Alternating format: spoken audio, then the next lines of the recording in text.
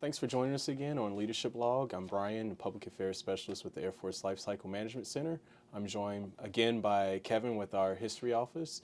Earlier today, you talked about the early history of the Air Force Lifecycle Management Center, or AFLCMC, currently headquartered at Wright-Patterson Air Force Base in Dayton, Ohio. Now, love to hear your thoughts, or love to just discuss some of the more modern history of AFLCMC and how we got to where we are today, and how we are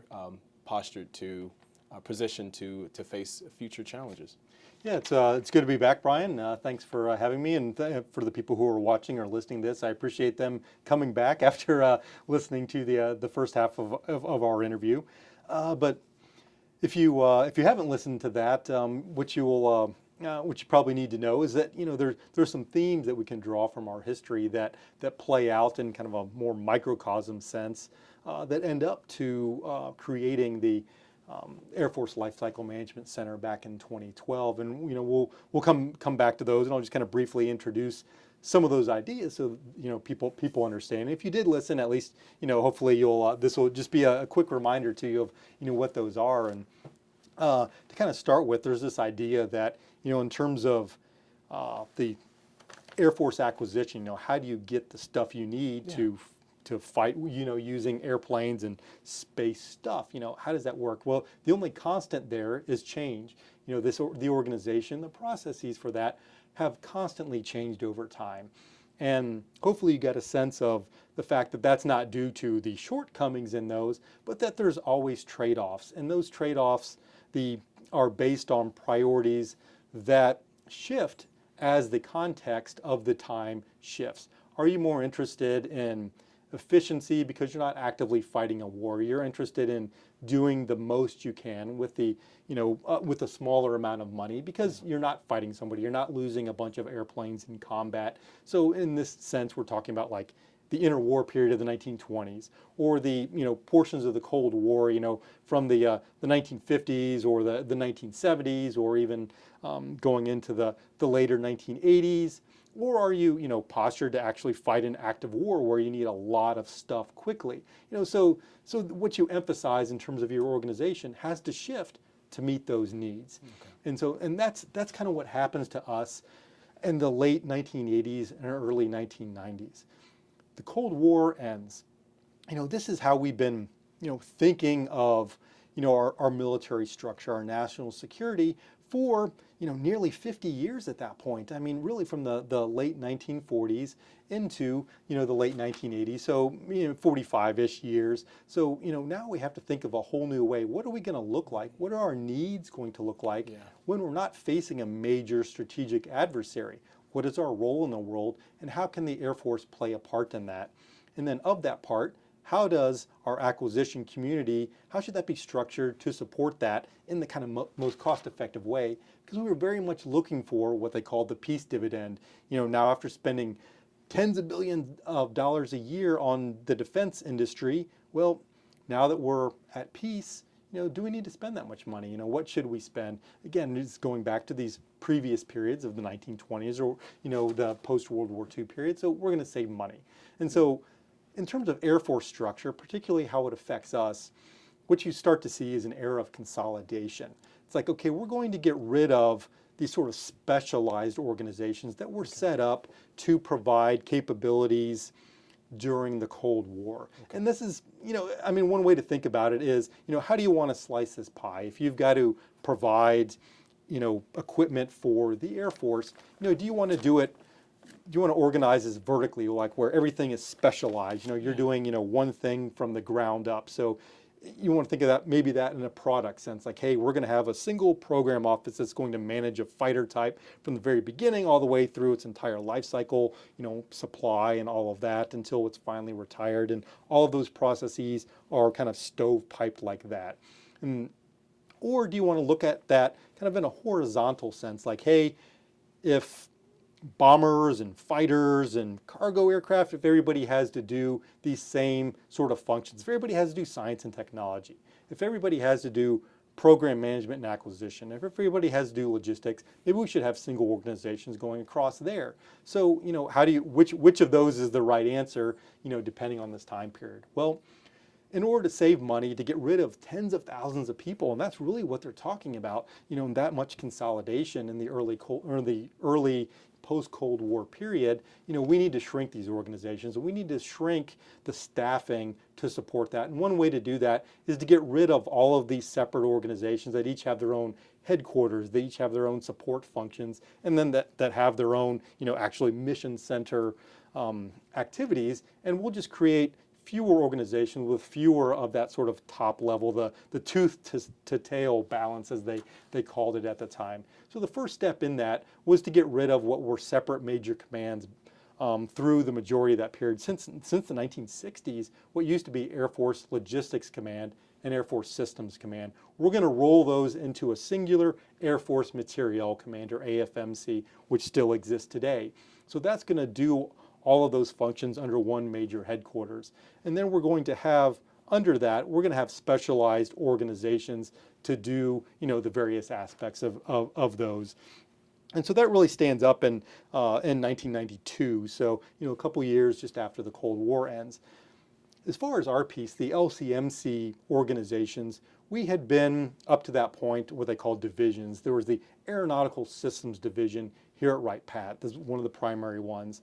That was this inheritor for what I had called the Wright Air Development Center. So we did all of the activities associated with airplanes. So, all the aviation stuff, the kind of aero part of aerospace. Another component, or kind of parallel to that, was the Electronic Systems Division that was headquartered at Hanscom. They were the people that were doing the command and control enterprise, the computer systems, anything having to do with those sort of electronics that weren't being put on airplanes for the most part. And that had grown out of this need that popped up in the 1950s. And I know I'd kind of skipped over this last time, but in the 1950s, once electronics became part of our, how the Air Force was operating, particularly for air defense and command and control, we needed a specialized organization to do that. And you had asked about, the Manhattan Project, the atomic bomb, and how we had to spin off an organization to do that. Well, the electronic acquisition enterprise was something very similar to that. We have a new capability that's not the same as airplanes, so we need different levels of expertise. We need them kind of centered in a different sort of cultural community. Yeah. And so we put that at Hanscom Air Force Base that, as I had mentioned, during World War II had been opened as an operational field. So they became this center for command and control, computer, electronics, all of that. And they stood up a few years later as the Electronic Systems Division, or ESD, as the counterpart to our ASD here. And so those were kind of those two major acquisition operations. Once ballistic missiles became part of our, the Air Force posture in a significant way, that was also spun off into its own organization that was first called the Western Development Division, placed out in California, later became known as the Space and Missile Systems Center, and is now part of the Space Force. So you really had those three major acquisition organizations doing the acquisition part of what LCMC does, but there were product centers was the term. They were very focused both geographically and on those specific products. And that was the organization there. And that's what you saw going into this creation of AFMC in the 1990s. So they took a look at how we should do those. And so they changed the name of those at first. You had the ASD became the ASC, Aeronautical Systems Center, instead of division. Same thing with ESD becoming ESC, Electronic Systems, and so forth. And so those are still operating these different entities in these first few years of the 1990s. But then you begin to see this idea of, hey, we need to tweak those responsibilities a little bit, how we're doing this, to support kind of the evolving needs as we're figuring out this post-Cold War environment. The first example of that that gets spun off is the Nuclear Weapons Center that's headquartered at Kirtland. It's, hey, the old, what was Strategic Air Command had been sort of the mainstay of the Air Force, this idea of delivering, nuclear bombs onto targets, well, if we don't have that strategic need anymore, good old SAC goes away, but hey, we still need somebody to focus on this nuclear enterprise, as we call it now, because that's really a sort of a specialized thing. So they spin off and create a new organization, the Air Force Nuclear Weapons Center out of Kirtland, to focus on just that nuclear piece. So now you've got that additional center in addition to ASC and ESC. You also see the spin-off of armament from Wright-Patt, which had actually been kind of split between us and Eglin. Eglin had been doing this armament piece since the 1930s when we were doing testing down there. And we had been gradually rolling pieces out to them to do things like, some like guided missiles and things like that. But, there's always that question of, well, how much does this belong to airplanes, to ASC, and how much of that is really a specialized mission? Well, because Eglin was doing at the time both, the science and technology piece associated with weapons and this testing, we thought, let's just create this sort of singular organization down there. And so that coalesces into the Air Armament Center. And that was in 1998 that was stood up as a separate center. The other piece in this is the science and technology, organization. What do you do with that? Well, they've got another whole long history. And this goes back to that Venn diagram I talked about, like how much overlap should there be between Air Force science and technology, that kind of research piece, and systems acquisition. And it gets closer and farther apart depending on the need. And theirs is, it's almost, it's kind of this sine wave, they call it. It goes up and down depending on the context. And for them, as it relates to us, the question is always, how closely should they be bound to particular systems? Okay, so should they be independent, just working on kind of out there science and technology stuff, and then kind of creating new and more revolutionary technologies? Or should they be focused on providing particular operational capabilities to systems that we are using now or going to be up and coming? And so this is what we call technology transition. What should they be focused on? Is it the short term or the long term? Early in their history, they were stood up for that short term to be kind of closely related to current needs. And then you saw during World War II that there was very, very little forward-looking stuff. It was almost always supporting current operational needs coming out of, the war. What are we experiencing? How do we fix problems? Like, hey, we're having engine overheating on the B-29. How do we fix that? So our propulsion lab, instead of inventing things like the jet engine, they're working on things like, hey, we need to fix, cooling mechanisms, better cylinder design or whatever it is to solve these operational problems. Well, that's good. That creates greater technology transition because they're closely aligned with the acquisition piece. They're closely aligned with current needs. Well, where does that leave us short? That leaves us short in the far-looking stuff, the revolutionary stuff. And this is what we see coming out of World War II. And this, if you listen to the previous episode, that's what I mentioned is, hey, the Germans had done things that we couldn't do, the V-1 buzz bomb cruise missile, the V-2 rocket, the jet engines. When we're looking at our S&T organization, why didn't we come up with this stuff? Well, the answer that they realized is, hey, S&T, our laboratory system, is too closely tied to current needs. In order to come up with more future capabilities with this revolutionary stuff, we need to pull them apart from what we're doing. And so you see those slide apart during the 1950s. But then this goes back again as we realize, hey, we're not getting enough relevant science and technology. We're not getting enough of this technology transition. So we put them back under the systems centers for a while. So it goes back and forth. And there's kind of a big break in then around 1960 when there's a discussion over something else I'd mentioned earlier, the systems engineering, where we have to consider a weapons system, an airplane or a missile, whatever it might be, as a whole from the ground up. Well, who should be responsible for systems engineering of that weapon system? Should the laboratory guys be involved in that? Should there be separate systems engineering organization?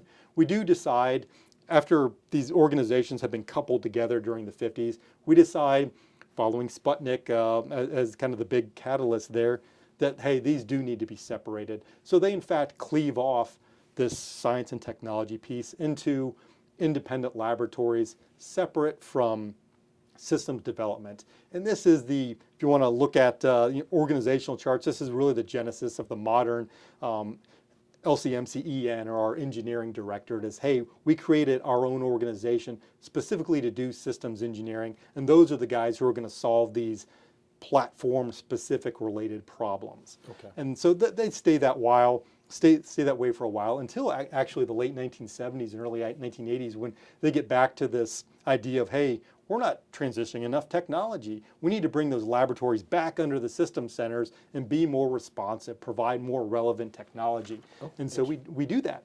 We bring them back under each set of the laboratories reports directly to a system center. So most of what's now AFRL reports to us, but then there's an electronic component that's reporting up to ESC. So those are tightly coupled. Okay.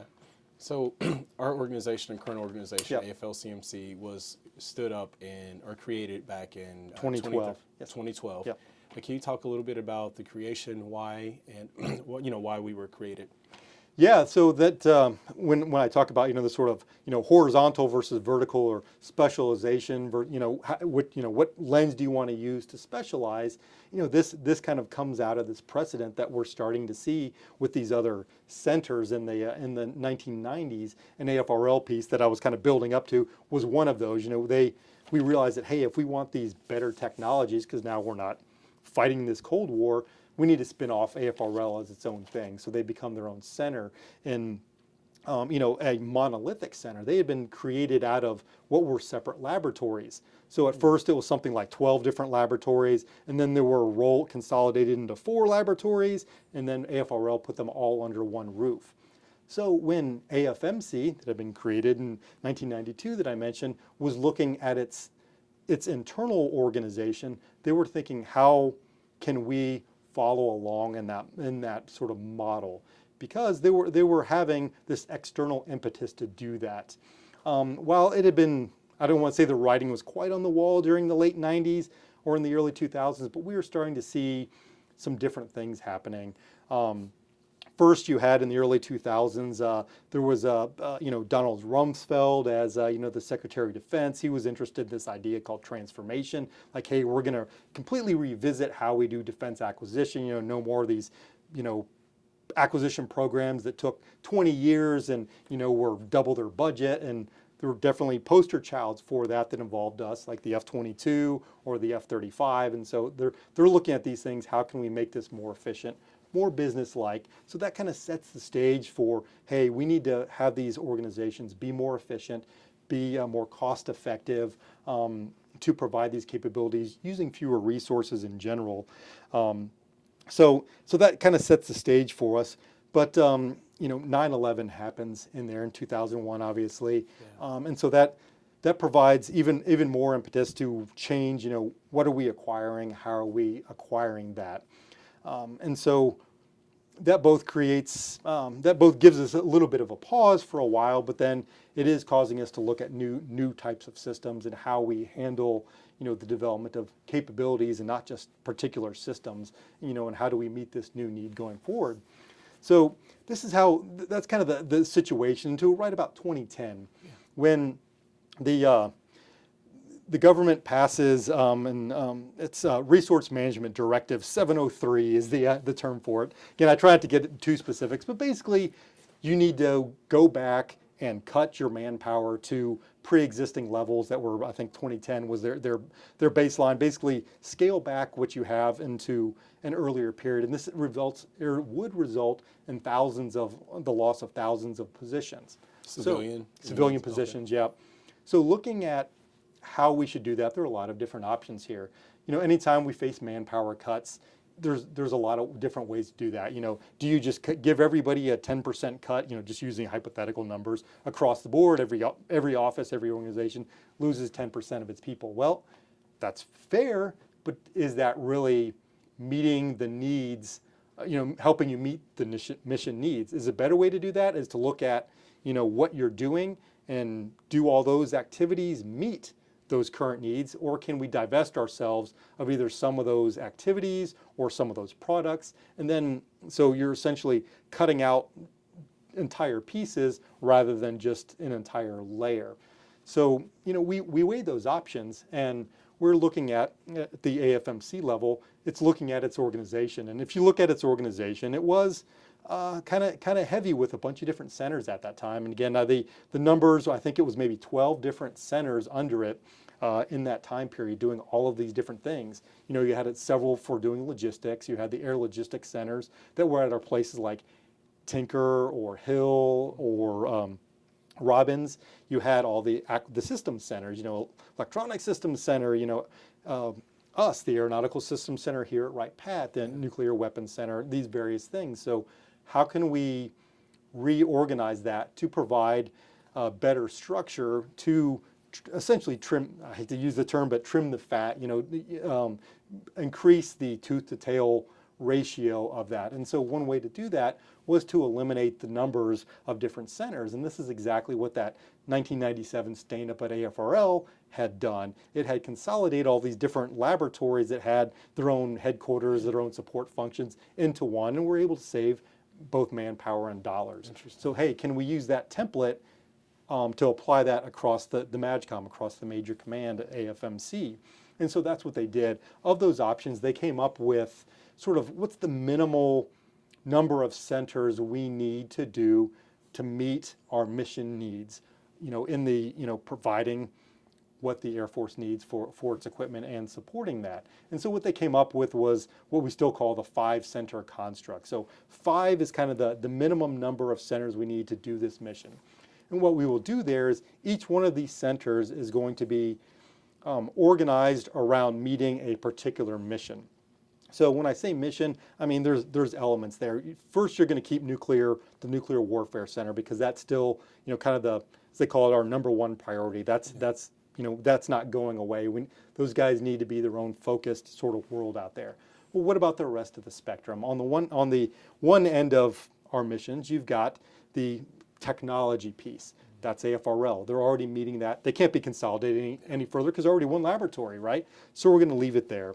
And then if you look at the other pieces, well, you know, what else is there? So program management or life cycle management. Okay, if we can combine these product centers, get rid of the product orientation and go to life cycle management so that we can use one staffing, one set of procedures across all of those, regardless of product. Can we do that under a single organization? And the answer they come up with is yes. So we're going to combine those former system centers, the air armament, the electronic systems, and us, I keep saying us, and that's not correct. Think of it in the Wright-Patt sense, the Aeronautical Systems Center where we sit, the former where we sit.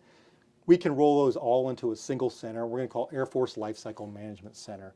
And what they're going to do is provide cradle to grave, quote unquote, management of these systems from the very beginning of, hey, we need a new fighter plane, for example, you know, so we're going to manage that process of, you know, contract evaluation, you know, doing the award, you know, deciding who's going to get that, and then going through the development process of that, and then procuring those, and then modernization, you know, how do we keep adding new systems to keep that platform relevant, and, you know, how do we sustain it once it's out in the field, and then finally, you know, decide when it's going to retire. We're going to do all that under this single lifecycle management center. That sounds extremely important. Like how important is that to the success of the Air Force? Like I guess I don't know if this is the right term, but the back office stuff, the things people don't really think about. You know, usually when you think about Air Force, you think about fighter pilots, but you never really think about the research, development, sustainment. Sure.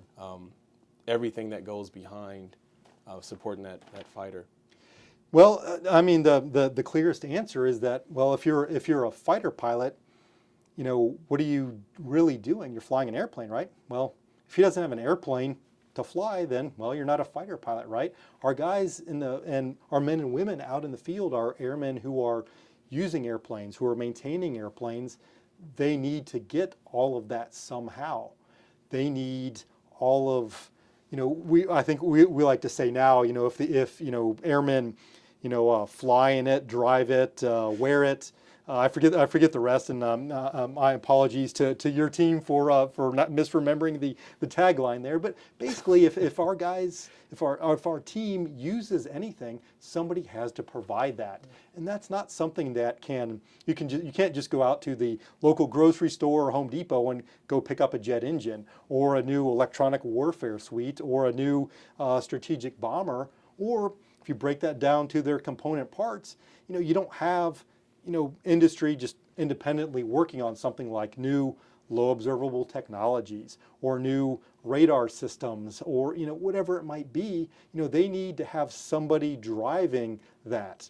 And we're the organization that does that. Without our investment, there's, if you're a Boeing or a Lockheed Martin or whatever, and you're worried about, commercial sales and all that, well, Boeing, 767 doesn't need stealth technologies on it, right? So they're not going to work on that unless we're providing an impetus for that, if we're providing that need. So we need to have, going back to the 19 teens that I talked about, we need to have a technically cognizant organization who can say, hey, here's what we need, here's how we need to relate to industry to get that, and then once we do, here's how we get that onto systems, here's how we procure those systems, and here's how we keep those systems going. And then once they're out there, it's not like you just buy a car now and, okay, well, great, I drive a 2010 Chevy whatever it is, and that's it. Well, no, okay, yeah, maybe your airplane was made in 2010, but to keep it relevant, you need to continue modernizing it in our terms.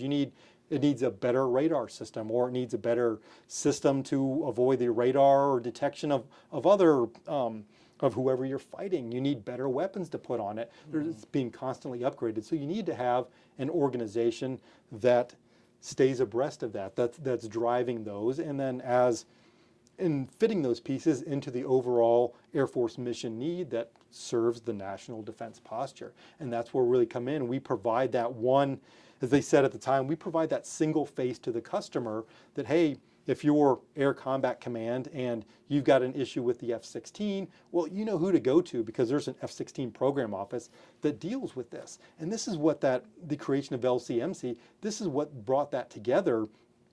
Because, yeah, you still have an Air Force Sustainment Center. That's one of our sister centers that was created, alongside us in that 5-center construct. But this is what brought those other geographic locations under our single umbrella, the Hill, the Robins, the Tinker, because they had organizations working for them that were responsible for that modernization of fielded systems. So it used to be kind of like this dividing line. Again, it's always been blurry, and it's changed over time, that we would support as the Aeronautical Systems Center, that would support a system up until the time that, hey, it's handed over to the Operational Air Force. Now, great, that's going to be the responsibility of Logistics Command to keep that going. And so you had special organizations within these different logistics centers that supported that modernization piece. And we were worried about next generation stuff. Well, once LCMC stood up, we took those modernization entities from these different locations, from the Tinkers, from the Robins, Hill, those, and brought those under our umbrella. And so now, in F-16, that's all handled by a single program office that manages all of those different pieces. And the Systems Center just really does worry about the logistics piece of that, the depot maintenance, getting the parts that they need, all of those sorts of things. Whereas we provide that, like I said, that cradle to grave sort of management of all of the systems that are out there.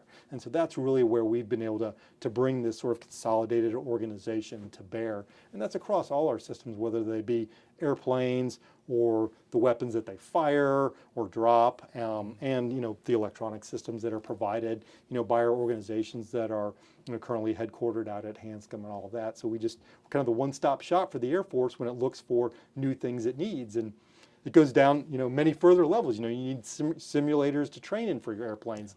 That's us. You need new engines. That's us. You need new uniforms for the airmen. Well, there's an office just down the hill from us that do that. Hey, we know all that. So we handle all of those pieces.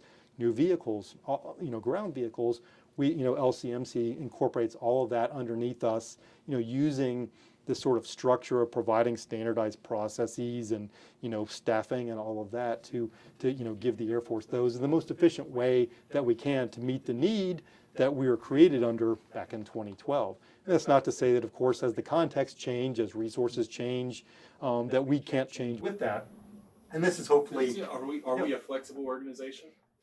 Well, it's always hard to say because organizations, particularly in the government, aren't really known for their agility, right? To be able to kind of pivot with on a dime. There's a lot of bureaucratic inertia, to use a somewhat loaded term, that's there, right? There's things associated with that, but that doesn't mean there aren't ways that we can't accommodate new needs. But you can argue that if there's another significant event that creates a new need that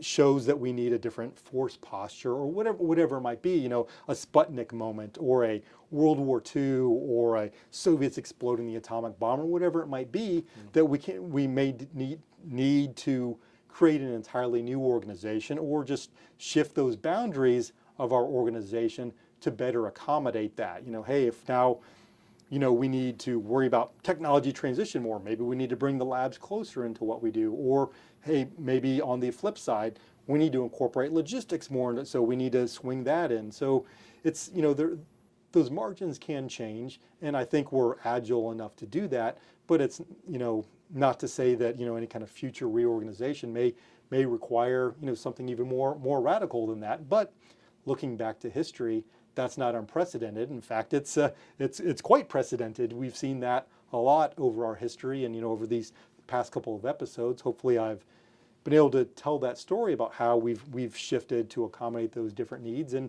there's no reason to think that our future is not going to see other things, other similar changes, or whether it's going back to previous organizational constructs or creating entirely new ones. Well, either thing can happen, and almost assuredly will, because as I said, history may not repeat, but it sure does rhyme. And that's not to indict our current organizational structure if it does change, but just to show that, hey, this has happened and it will happen. And that's part of the Air Force in general being agile. That's part of the acquisition management enterprise being agile. It's not about the organizational structure so much, but it's about meeting the needs of the mission and about being, over in the broadest sense, being agile enough to kind of pivot to meet those needs as that happens. This has been great. I really enjoyed talking with you. Is there anything you would like to add about our modern day organization, where you see us going in the future? Well, I hate to speculate too much because historians, while they're very good at looking in the rear view mirror, are not so good at looking in the future, because past performance doesn't dictate future results, right? Absolutely. So, but to go back to something I said earlier on, the only constant is change. So I'd probably speculate that we'll certainly see change in the future. And if you've listened to what our senior leadership is talking about right now in very public forums, that they're seeing that, hey, we may need to pivot in a very broad sense to meet different needs into the future. What exactly that looks like, I can't say. I'm sure you can't say either. We don't know yet. And whatever may come up in the next few years may not be what it looks like 10 years from now. Mm-hmm. Again, as that context changes. So that's about the only thing I can predict, is that whatever we're looking at now is probably not going to look the same in 5 or 10 or 15 years, and that's going to continue to be the case in our future. So awesome. Well, thank you so much for joining us on this episode, and love to have you back again.